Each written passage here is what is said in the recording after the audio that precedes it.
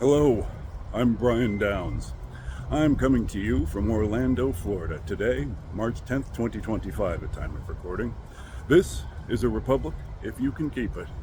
Thanks for watching. Today, let's talk about Donald Trump and his social media post about illegal protests.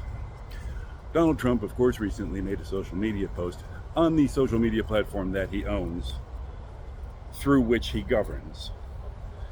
So he's using his position as president of the United States to drive traffic to his own business, which is a farcical conflict of interest, but I don't have time for that right now.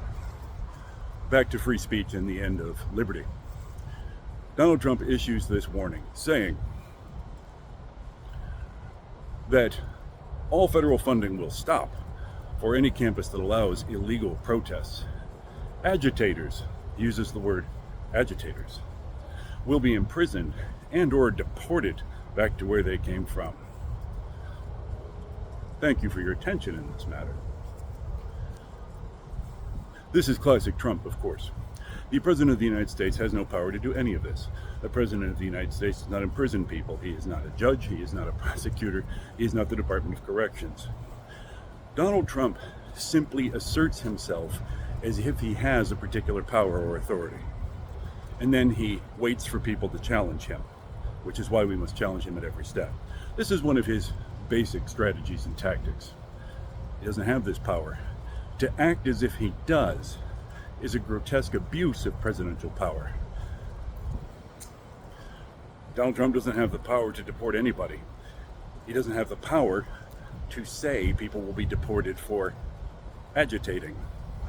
Of course, protest and agitation are fundamental First Amendment rights that are enshrined in our Constitution and that we hold above all others as the keystone of a free society. That's why it's the First Amendment. So, what we have here is the President of the United States barking threats from the Oval Office at people with whom he disagrees, I suppose, using the phrase illegal protest, which is an oxymoron here in the United States. Protests are, by their definition, legal. Now, destruction of property, threats of violence, acts of violence, these are not protected under the First Amendment, but that's not what he said, is it? He didn't say destruction of property won't be tolerated. He said protests. This is the President of the United States barking threats from the Oval Office, assaulting our fundamental constitutional freedom of expression.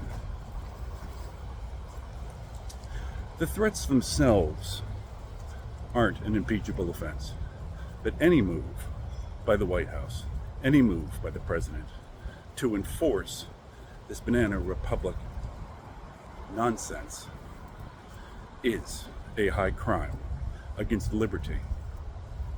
Donald Trump commits impeachable offenses 2 a day.